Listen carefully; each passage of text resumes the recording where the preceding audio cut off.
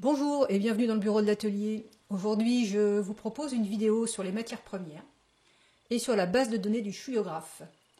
La problématique, c'est que les fournisseurs de matières premières ne nous donnent pas toujours la composition en masse et en pourcent avant feu des matières premières qu'ils nous vendent, ce qui fait qu'on est obligé de se poser la question, obligé de comprendre ce que c'est que la perte au feu, la différence entre une composition molaire et une composition massique et comment passer de l'une à l'autre.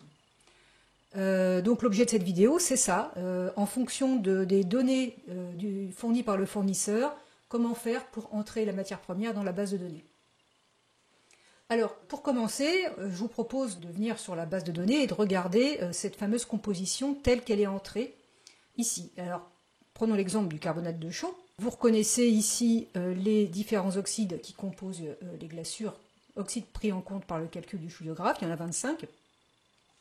Et pour chaque matière première, les proportions en masse de chacun de ces oxydes. Donc sur le carbonate de chaux, nous avons 55,5 g de CaO pour 100 g de poudre. La poudre telle que je l'achète, j'en prends 100 g, dedans il y en a 55,5 de CaO. Il y en a 0,28 de MgO, il y en a 0,05 de Al2O3, etc. Si je fais la somme de toutes ces masses-là, je vais obtenir quelque chose, là, pour le carbonate de chaux, qui va être de l'ordre de 56 grammes. Et pas 100 grammes. Donc ça veut dire que pour 100 grammes de poudre, eh bien, je n'ai que 56 grammes des oxydes qui vont rester après la cuisson. Les 44 qui restent, c'est ce qui disparaît à la cuisson. Ça s'appelle les pertes au feu. C'est ce qu'on appelle les pertes au feu. Pour le carbonate de chaux, la perte au feu, elle est importante. Elle est presque la moitié de la masse. Pour d'autres matières premières, elle est beaucoup plus faible. Pour les oxydes métalliques, par exemple, si je prends l'oxyde d'étain, là, l'oxyde d'étain, vous voyez, on nous annonce 99,9% de SNO2 dans l'oxyde d'étain, c'est-à-dire une perte au feu de 0,1%. Alors, dans cette base de données ici, on est bien d'accord, vous avez bien compris, on entre les compositions massiques avant feu et en pourcent, c'est-à-dire que la somme est toujours inférieure ou égale à 100. Et les pertes au feu, il n'y a pas de colonne prévue pour la perte au feu parce que le calcul va la déduire en fait en faisant 100 moins la somme de tout ça, il aura la perte au feu. Alors pourquoi c'est important cette histoire de perte au feu? Eh bien parce que les formules qu'on veut réaliser sont des formules après feu, on ne voit que les oxydes qui restent après feu, et les recettes, eh bien c'est du avant feu puisqu'on manipule des poudres avant de les faire cuire évidemment. Donc il va falloir être clair sur ce qui disparaît pour pouvoir mettre les bonnes quantités de poudre. Voilà. Alors, maintenant, quelle est la difficulté avec ça? C'est que les fournisseurs, parfois, ils nous donnent la composition massique avant feu exactement comme elle est là rentrée. C'est le cas, par exemple, de Como Céramique, qui m'a fourni un tableau avec, pour chaque matière première, la composition massique. Donc là, c'est très clair, il n'y a pas de problème. En revanche, certains fournisseurs ne donnent pas ce tableau et mettent sur leur site internet des compositions qui sont présentées de façon très très variable. Alors, j'ai sélectionné le site de Solargile, qui est un peu un cas d'école pour ça, avec différents produits. Donc là, ici, c'est la néphéline siénite. Il nous propose, Solargile, une formule molaire. Donc on a CaO, L2O3, etc. Et une masse molaire au pluriel, là. On ne sait pas ce que c'est que cette masse molaire. Est-ce que c'est une masse molaire avant feu, une masse molaire après feu? C'est pas écrit, c'est pas précisé. Donc quand on n'y connaît rien, c'est pas évident de s'y retrouver. Autre remarque, la formule molaire, là, ça présuppose que c'est pour une mole. Et on se pose la question, c'est quoi une mole? Quand on voit Al2O3 1,01, SiO2 4,50, c'est quoi une mole? Donc la réponse, elle est qu'une mole de néphéline siénite ici, c'est la somme des oxydes basiques qui composent cette matière première. Autrement dit, CaO plus Na2O plus K2O, ça fera 1. Donc c'est leur choix de dire qu'une mole de néphéline, c'est une mole de ces oxydes basiques. Si on prend un autre exemple, les cendres d'os, alors les cendres d'os, ils nous proposent aussi la formule molaire, avec une masse molaire au pluriel, et cette fois, une mole de cendre d'os, pour eux, c'est quand on considère une mole d'oxyde de phosphore. Pourquoi pas? Bon, l'idée, c'est de l'observer et puis de savoir de quoi on parle. Il y a plusieurs façons de considérer une mole d'une matière complexe. On pourrait dire, je dis que c'est une mole quand j'ajoute tous les nombres de moles. Quand ça fait 1, je dis que j'ai une mole. Dans ce cas-là, j'aurais une masse molaire qui serait différente. C'est juste une question de convention. Alors, pourquoi est-ce que c'est fait comme ça? Si vous avez lu le livre de Daniel de Montmolin, c'est ce qu'il fait quand il cherche une mole de feldspath, quand il cherche la masse molaire d'un feldspath, il va mettre à 1 la colonne RO, R2O, donc la colonne des oxydes basiques. Et quand il va chercher la masse molaire d'un kaolin, il va mettre à 1 la colonne des amphotères. Parce que le kaolin, on l'utilise pour apporter de l'alumine, donc c'est plutôt cette colonne alumine qu'on va mettre à 1. Alors, aujourd'hui, avec les calculateurs tels que le chouillographe, cette histoire de séparer matières premières qui apportent des bases, qui apportent des amphotères ou qui apportent des acides, les séparer comme ça perd son sens en fait, parce que tout est mis dans la moulinette. Donc c'est pour ça que dans le chouillographe, il n'y a pas de séparation à ce niveau-là. Il y en avait eu au début, et puis après j'ai constaté que ça n'était pas utile et que ça alourdissait le calcul. Donc moi, ma convention dans le chouillographe, c'est de dire une mole de carbonate de chaux, c'est quand l'ensemble des moles, la somme des moles de tout ce qui la compose vaut 1. C'est juste une convention. Encore faut-il donc savoir de quoi on parle. Donc ici, chez Solargil, le kaolin, on va voir que, on ne peut pas savoir comment ils ont réparti, puisqu'il nous donne une analyse chimique en pourcent. Tiens, voilà. Donc voilà une autre présentation de la composition de cette matière première. Alors on pourrait se poser la question, est-ce que c'est des masses, est-ce que c'est des moles, etc. Ici, ça c'est une colémanite. Donc là aussi, on a une composition en pourcent. On nous dit, tiens, la colémanite, blablabla, ça contient 22% d'eau qui se vaporise à la cuisson. Et voilà. Et puis on a une composition en pourcent, bon, sûrement en masse, à vérifier. Ici, on a le carbonate de chaux. Alors le carbonate de chaux, on nous donne sa formule molaire, CO3Ca, et une masse molaire. Et voilà. Et puis là, j'avais sélectionné ce kaolin ici pour voir qu'effectivement, cette histoire de nombre de moles, vous voyez, pour ce kaolin, ils donnent une formule molaire et ils mettent Al2O3 à 1. Donc, c'est ce que je disais tout à l'heure, hein, comme le kaolin, ça sert à apporter l'alumine, disons qu'une mole de kaolin, on a une mole de kaolin quand on a une mole d'alumine. Bon, pourquoi pas. Donc sans doute, ça devait être utile quand on faisait des calculs plus à la main, plus à la louche, etc. Mais aujourd'hui, je pense que ça a un intérêt que j'ignore en tout cas, que je ne connais pas. Voilà.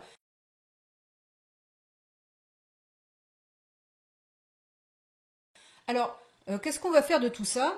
Déjà, comment on fait quand on a un kaolin présenté comme ça? On n'est pas sûr que c'est des masses ou des moles. Alors, bon, on a une perte au feu, donc a priori, on peut supposer qu'il s'agit bien de composition massique. Moi, ce que je fais pour être sûr de mon coup, c'est que je compare avec un kaolin dont j'ai la composition et dont je suis sûr que c'est bien une composition en masse. Donc ici, dans la base de données, vous voyez le kaolin ici. J'ai 38,2 de Al2O3, donc je regarde ici, 36,50, vous voyez. SiO2, là j'en ai 47, là j'en ai 49, bon, je suis sûr que c'est de la composition massique, voilà. Donc il n'y a pas de doute, et c'est le moyen que j'utilise moi, pour être sûr qu'il n'y ait pas de malentendu. Maintenant, j'ai jamais vu dans les sites de fournisseurs de composition en pourcent et molaire. Je l'ai jamais vu, mais bon, on n'est pas à l'abri d'une fantaisie, quoi. Donc autant savoir s'y retrouver. La néphéline cyanite, donc, elle est proposée en formule molaire, avec une masse molaire au pluriel, et nous allons voir comment faire pour la convertir en composition massique en pourcent et avant feu. Donc il va falloir qu'on trouve la valeur de la perte au feu pour connaître la composition massique en pourcent qu'on veut mettre dans la base de données. Alors première étape, j'ai préparé une nouvelle feuille dans ma page de calcul de la base de données. Hein. Donc ici, on a l'onglet des matières premières. J'ai cliqué sur le petit plus ici, comme ça. Hop, ça nous fait une nouvelle feuille. Je lui ai donné un nom. Et puis j'ai préparé le tableau, donc avec ici la liste des oxydes et la masse molaire en dessous. Alors pour la trouver, hein, cette liste ici, c'est très simple, elle est écrite là. Il n'y a qu'à la copier et la coller dans votre nouvel onglet. Donc vous avez votre liste des 25 oxydes avec les masses molaires en dessous. Et on va commencer par reporter la composition molaire, donc qui est une composition molaire après feu, on est d'accord. On va reporter ça. En CaO, on a 0,04. Après, un Al2O3. Alors, c'est écrit AI2O3, mais on traduit. Hein. Al2O3, c'est 1,01. Na2O, 0,74. 0,74. SiO2, 4,5. Et enfin, alors KVO, c'est K2O, hein, on suppose, 0,22. Voilà la composition molaire. Donc ici, hein, 0,74 plus 0,22 plus 0,04, ça fait bien 1. Donc voilà, la mole, elle est là. Mais en fait, ça n'a pas d'importance pour le calcul.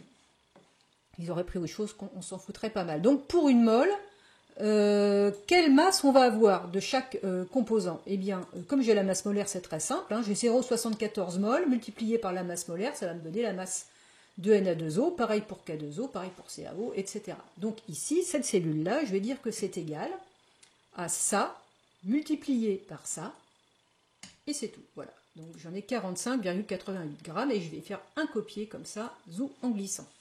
Voilà ma composition massique après feu de ma matière première, de la néphéline syénite. Alors avec ça, comment je fais pour avoir la perte au feu? Déjà, je vais regarder la masse après feu, la masse molaire après feu de ce truc-là.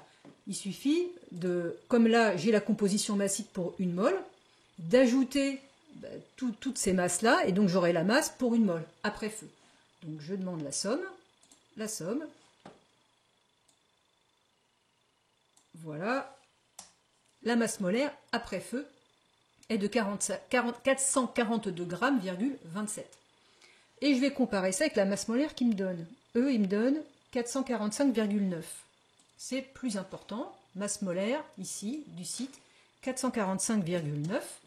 Et cette masse molaire-là, c'est bien une masse molaire avant feu. Elle est plus importante, donc j'ai pas de doute sur la masse molaire qui me donne. Ça ne peut pas être la masse molaire après feu. Et elle est plus importante, donc c'est la masse molaire avant feu. Alors avec tout ça, qu'est-ce que je peux déduire de ça? Je peux déjà savoir pour une mole ce que j'ai comme perte au feu. La perte au feu, ça va être la différence entre la masse qui me reste après feu et la masse que j'avais avant feu. Donc cette case-là, c'est égal à la masse molaire avant feu moins la masse molaire après feu. Donc j'ai 3,63 grammes qui s'envolent au feu. Donc avec la masse molaire et la perte au feu ici, masse molaire avant feu et perte au feu, j'ai la composition massique avant feu de ma matière première. Il me reste à la ramener à 100. Donc cette colonne-là, je peux l'oublier. Hein, c'est la colonne après feu, elle ne m'intéresse pas. Ce qui m'intéresse, c'est le avant feu. Donc il faut que je ramène ça à 100. Alors c'est juste une proportion, ce qui fait que la masse de chaque oxyde va valoir égale la masse pour 445 grammes divisé par les 445,9 grammes, auquel je vais rajouter un petit dollar pour pouvoir faire la copie, et je multiplie par 100.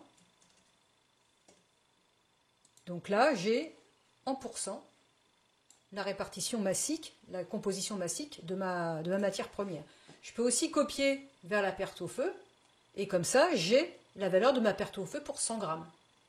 Alors, si je fais la somme de tout ça, je vais faire la somme de tout ça. Voilà.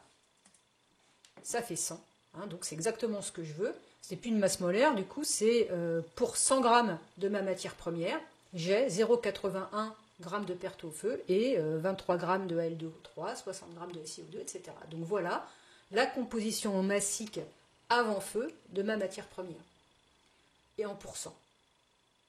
Alors, je fais comme ça, quelle que soit la matière première. Vous avez vu que l'histoire, qu'est-ce que c'est qu'une mole? On s'en fout, dans ce calcul-là, ça n'intervient pas. Donc, si vous prenez les cendres d'os, par exemple, vous faites exactement de la même manière, avec leur masse molaire qui, pour le coup, est bien la masse molaire avant feu. Et heureusement, parce que si ce n'était pas la masse molaire avant feu, on ne pourrait pas trouver la part au feu, il nous manquerait une donnée. Alors maintenant, je voudrais qu'on voit ensemble le cas particulier du carbonate de chaux. Le carbonate de chaux, on nous a donné une formule molaire comme ça, CO3Ca, avec une masse molaire de 100. Alors qu'est-ce qui se passe avec ce CO3Ca? En fait, c'est la formule chimique de la molécule de carbonate de chaux. Et pour cette fois, c'est très important de préciser et de remarquer que c'est une formule molaire avant feu, parce que CO3Ca, ça va se séparer en CaO plus CO2, autrement dit du dioxyde de carbone, qui bien sûr va disparaître à la cuisson. Donc le CO3Ca, c'est la formule molaire avant feu. Donc il y a une mole de CaO et une mole de CO2 pour une mole de CO3Ca. Donc, si je regarde la composition massique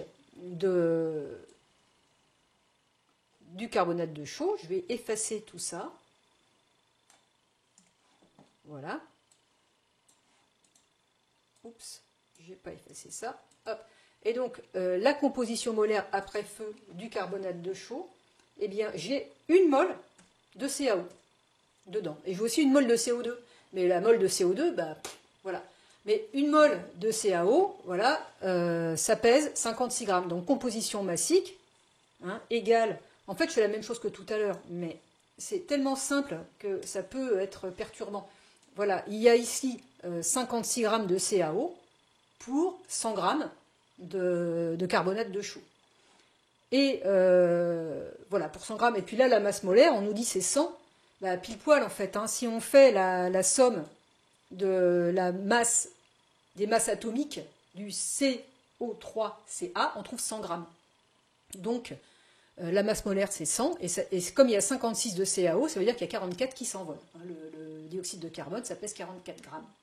Donc, hop, il nous reste 56 après feu, et on a 100 au départ. Donc, quand vous allez rentrer votre carbonate de chaux dans votre base de données, le 56, il va là. Ici, moi j'ai 55,5 parce que c'est un carbonate de chaux qui est pas aussi pur que annoncé sur le site de Solargil. Mais c'est bien ça, il n'y a pas d'erreur. Le carbonate de chaux, il y en a presque la moitié qui s'envole. Voilà, écoutez, je crois que j'ai fait le tour de ce que je voulais dire là-dessus. Bien avoir en tête l'histoire des pertes au feu, que les masses molaires, elles sont données avant feu sur le site de Solargil, qu'il faut faire attention à rentrer les compositions en pourcent, tenant compte de la perte au feu, et donc ayant une somme, la somme des masses qu'on rentre des oxydes composant les matières premières sont forcément inférieures à 100, parfois égales à 100, mais très rarement, si la perte au feu est considérée comme nulle. Voilà, eh bien je vous remercie de votre attention, et puis je vous dis à bientôt pour une autre vidéo. Salut!